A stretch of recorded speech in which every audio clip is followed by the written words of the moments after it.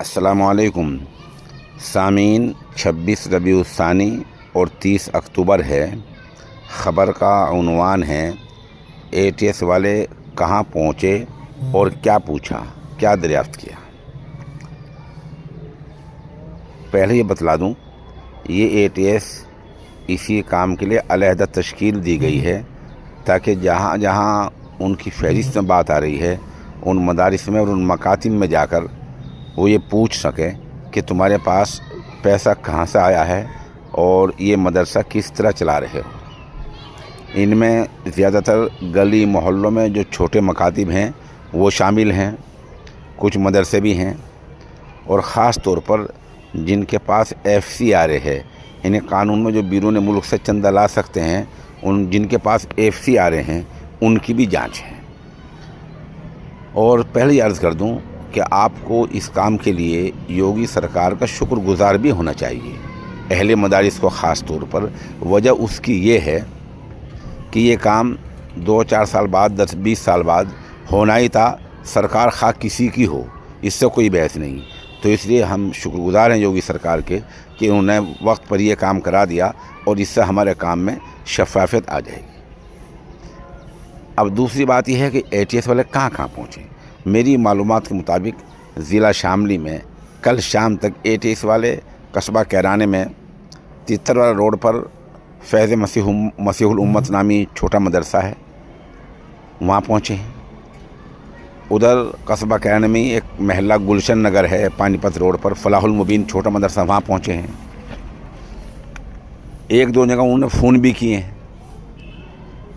उससे पहले ज़िला शामली का सोनता, केडी बाबरी, गंगेरू पहुंच चुके हैं। मेरी मालूमात इतनी है इस वक्त उनके पहुंचने के बारे में। अब पूछा क्या है वो आप सुन लें। बहुत 3-4 सवाल, बहुत आसान सवाल हैं जो बिल्कुल सबके लिए आसान हैं। आपके मदरसे में कमरे कितने हैं? बच्चे कितने पढ़ते हैं? आप मदरसा या मकतब कैसे चलाते हैं? आप चंदे पर चलाते हैं, कहीं से चलाते हैं, फ़ीस पर चलाते हैं? ये 3-4 सवाल बहुत मामूली सवाल हैं। जैसा आप इनका जवाब दे देते हैं वो लिख कर ले जाते हैं। कहीं इजाज़त के साथ तस्वीर भी ले लेते हैं मदरसे की, और कहीं फ़ोन नंबर भी मोहतिम साहब का लिख कर ले जाते हैं।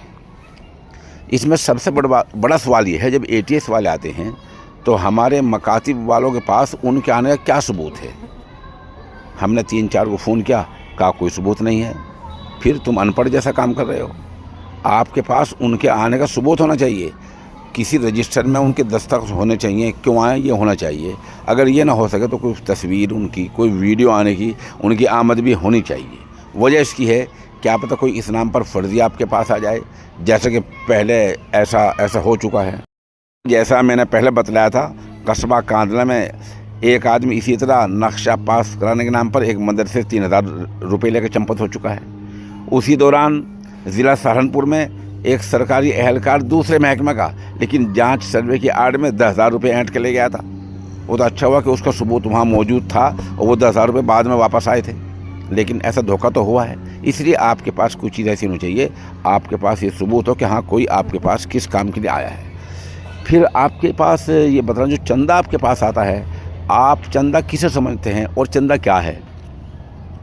चंदा माने, चंदा उस रकम को कहा जाता है जो आदमी अल्लाह के लिए, अल्लाह की रज़ा के लिए देता है। चंदे के मद क्या हो सकते हैं?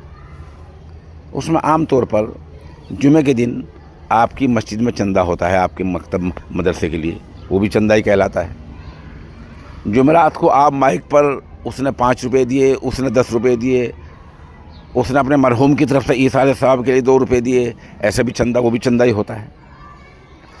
फिर आप मदरसे के दरवाजे पर एक बॉक्स लगाया करते हैं जिस पर लिखा रहता है चंदा पेटी, चंदा बॉक्स, वो भी चंदा होता है।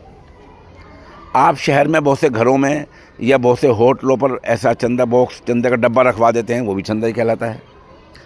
आपके पास 5-5, 10-10 रुपये के टोकन होते हैं जो बसों में घूम फिर कर आप चंदा कभी कभी करते हैं। टोकन बस अड्डे में मांग लिए, ठेली वाले से टोकन ले लिया, बस में बैठे हुए कोई कार में जा रहा उसे टोकन दे दिया, ऐसे वो भी चंदा ही कहलाता है। आपका सालाना जलसा होता है, वो भी चंदा ही होता है। ईद के दिन आपके यहाँ पैसे इकट्ठे होते हैं, वो भी चंदा ही होता है। इस तरह लोग सदका देते हैं, भाई हमारी तरफ से 10 बच्चों को खाना है, 5 बच्चों को खाना है, सदका वो भी चंदा होता है। इस तरह आपके अहले महल्ला रमज़ान में आपको ज़कात देते हैं, ईद के दिन सदका फित्री देते हैं, वो भी चंदा होता है। और एक बड़ा चंदा जिसकी आप बड़ी मनसूबबंदी क्या करते हैं, सालाना फसल के मौके पर, कहीं कहीं तो गेहूं की मौसम पर जब गेहूं कटने का वक्त आता है तो आप जाकर गांव में बोरियां बांटा करते हैं, मोटरसाइकिल पे, कार में, साइकिल में, वो बोरी में लोग गेहूं भर देते हैं, आप उन्हें फिर वापस लाते हैं, ये भी चंदा कहलाता है। कहीं कहीं जो गन्ना होता है उसका भी इसी तरह 40वां निकलता है, वो भी चंदा होता है। इतने मद्दात में आप चंदा करते हैं, लेकिन आप इन रकूमात को कम अहमियत देते हैं और ये रजिस्टर में बहुत बाद में लिखते हैं, जबकि हमारे हिंदुस्तान का ये रिवायती मेन चंदा है, इसको आप बहुत जली उन्वान से लिखा कीजिए। कहीं कहीं बहुत से मकातिब में फ़ीस पर निज़ाम है, फ़ीस लेते हैं बच्चों से 20 रुपये महीना, 50 रुपये महीना, 100 रुपये महीना, ऐसे फ़ीस लेते हैं, वो भी चंदा है। तो इतने सारे 10-11 मद्दात आपके पास हैं और ये सब रजिस्टर में जली उन्वान से होना चाहिए, इनका मुकम्मल हिसाब होना चाहिए। आपकी मस्जिद में चंदा होता है 10 रुपये, 1000 रुपये, 10,000 रुपये, उसको आके एक रजिस्टर में आपको नोट करना चाहिए, इतने 1000 रुपये या इतने 100 रुपये या इतने रुपये यहाँ हुए हैं। आपकी एक कमेटी होनी चाहिए जिसके तहत आपका मकतब चलता है। सरकार का मानना ये बात अच्छी भी है कि कमेटी हो, अकेला आदमी कुछ काम ना करे, जो ये कौमी काम है, ये इनके लिए कमेटी होनी चाहिए।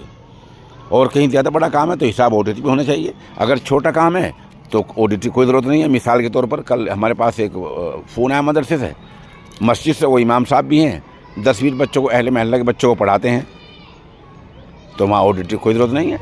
वहाँ अहले महल्ला उन्हें हर महीने कुछ दे देते हैं, जुमे की नमाज में दे देते हैं, फसल के मौके पर गेहूँ दे देते हैं, कुछ बच्चे जुमेरात को पैसे ला देते हैं, महीने में फ़ीस दे देते हैं। उन इमाम साहब का माशाल्लाह अच्छा चल रहा है। तो इस तरह पूरे मुल्क में ये काम चल रहा है। वो जो चंदे बाद मोटे चंदे जिनको आप चंदा मानते हैं और जहाँ से बहुत कम होता है, वो चंदे नहीं असल में, असल चंदे ये हैं। लेकिन ये इन चंदों की क्वांटिटी, तादाद, इनकी नौइयत, इनकी कैफियत रजिस्टरों में बहुत जली उन्वान से होना चाहिए और इसको नज़रअंदाज नहीं करना चाहिए। तो बहरहाल मैं ये अर्ज़ कर रहा था कि ATS वाले जो आ रहे हैं वो बहुत मामूली सवाल कर रहे हैं और इन बातों का आप उन्हें सही जवाब दीजिए और उनके साथ मुकम्मल ताउन कीजिए, उनका एहतराम कीजिए और उन्हें इज़्ज़त से बिठाइए और उन्हें जैसा मौका हो, चाय का, पानी का, उनकी खिदमत का, वो मुकम्मल उनके साथ ताउन कीजिए। और ये सोचिए कि सरकार का ये बड़ा सराहनीय, काबिल तारीफ़ कदम है जो सरकार ने बरवक्त करा दिया। इससे आपके काम में शफ़ाफ़ियत आएगी, आपका काम बहुत अच्छा हो जाएगा और ये आप इस तरह दोनों जहां में सुरखरू हो जाएंगे।